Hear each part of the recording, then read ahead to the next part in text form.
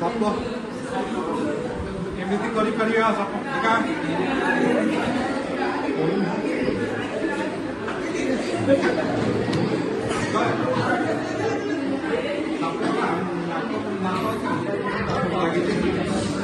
ଗୋଟିଏ ହାତ ଗୋଟିଏ ହାତରେ ଏମିତି ମୁଣ୍ଡ ରହିବ, ଗୋଟିଏ ହାତରେ ଲାଞ୍ଜ ରହିବ। ଯଦି ସାପ ମୁଭମେଣ୍ଟ କରିବ ଏମିତି କରିବ ନାଇଁ କି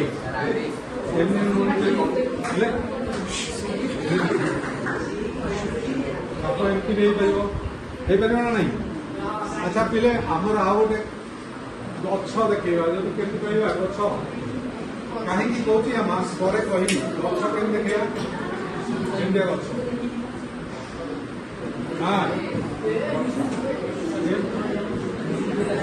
ଭେରି ଗୁଡ୍ ଗୁଡ୍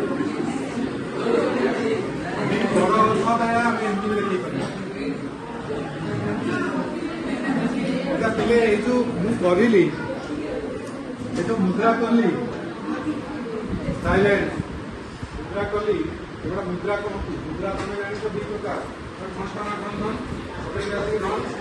ଆଉ ଗୋଟେ ହଉଛି ଏଇ ମୁଦ୍ରା। ପିଲେ ଆଗେ ଆମେ କଥା କହିପାରୁନଥିଲେ, ଜଣକୁ ଆମେ କମ୍ୟୁନିକେଟ୍ କରୁଥିଲେ କେମିତି ଫୋନ୍ କରୁ, ହ୍ୱାଟ୍ସଆପ୍ ତ ନଥିଲା ହେଲା, କେମିତି କଥାବାର୍ତ୍ତା କରୁଛୁ, ମୁଦ୍ରାରେ କଥାବାର୍ତ୍ତା ଭାଷା ନଥିଲା। ୟା ମାନେ କ'ଣ ସେ ପକେଇକି ଜାଣିପାରୁଛନ୍ତି ଆଗରେ ଭାଷା ଏଇଆ ଥିଲା, ସେଇଗୁଡ଼ା ହିଁ ନାଚରେ ପକେଇଛି। ମୁଁ ଟିକେ ଆଗରୁ କହୁଥିଲି ଆମ ଜୀବନ ସହିତ ନୃତ୍ୟର ସମ୍ପର୍କ ଏମିତି ଚାଲିଛି, କଣ୍ଟିନ୍ୟୁ ଚାଲିଛି। ଆମେ ଜାଣିଥିବ ନ ଜାଣିଥିବ କିନ୍ତୁ ଆମ ସହିତ ଜୀବନରେ ନୃତ୍ୟ ଚାଲିଛି। ଆମେ ଚାଲୁଛୁ ମଝିରେ ମଝିରେ ମୁଁ ଦେଖିବାକୁ ଖୁସି ହେଇଛୁ। ମାନେ ପିଲା ତମେ ବେଶୀ କରୁଛ, ବେଶୀ ନାଚୁଛନ୍ତି ପୁଅ ପିଲା। କ୍ରିକେଟ ଯଦି ୱାର୍ଲଡ କପ୍ এইটা অটোমেটিক্যাল ହୁଏ ନା ନାଇଁ? ଆରେ ମୁଁ ବି କ୍ରିକେଟ ଖେଳେ, ହୁଏ ନା ନାଇଁ? ମଜା ଆସେ ନାଇଁ ସେଟା କରିକି? ସେଇଟା ହିଁ ନାଚ। ଆନନ୍ଦରେ ଅଭିବ୍ୟକ୍ତି, ମାନେ ଆନନ୍ଦରେ ଯୋଉଟା ଖୁସି ପ୍ରକଟ କରୁ ସେୟା ହିଁ ନୃତ୍ୟ। ତାକୁ ଆମେ ପାଣ୍ଡିତ୍ୟ ଦେଖି ଅନ୍ୟ କିଛି କହିପାରିବା କିନ୍ତୁ ଖୁସି ହେଇକି ନାଚିବା, ଦୁଃଖରେ ନାଚିବା ନାହିଁ। ତେଣୁ ପିଲେ ଶୁଣ, ଠିକ ସେ ଶିଖିକି ଯାଅ। ଆଜି କ୍ଲାସରେ କିଛି ଶିଖିକି ଯାଅ ଯେ ନାଚ ବୋଲି ଗୋଟେ ଓଡ଼ିଶାରେ ଅଛି, ସବୁ ଜିଲ୍ଲାରେ ଅଛି, ସବୁ 23 କିଲୋମିଟର ଭିତରେ ଆମର ନୃତ୍ୟ ରହିଛି। ଆମର ଖାଦ୍ୟ ଅଲଗା, ପାଣିପାଗ ସବୁ ଯେମିତି ଚେଞ୍ଜ ହେଉଛି ସେମିତି ଏଠି ଗୋଟେ 30 କିଲୋମିଟରରେ ଖାଦ୍ୟ ବଦଳୁଛି, ପୋଷାକ ବଦଳୁଛି, ଭାଷା ବଦଳୁଛି ହେଲା।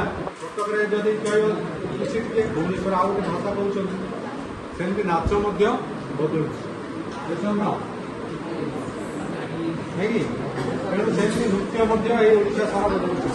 ତା ଭିତରେ ଓଡ଼ିଶାରେ 2ଟି ନୃତ୍ୟ ଶାସ୍ତ୍ରୀୟ ମର୍ଯ୍ୟାଦା ପ୍ରାପ୍ତ ଲାଭ କରିଛି। ରାଷ୍ଟ୍ରୀୟ ସଂସ୍କାର, ଭାରତ ସରକାର ରାଷ୍ଟ୍ରୀୟ କ'ଣ କ'ଣ କିଏ କହିବ? Very good. ଆଉ ଗୋଟେ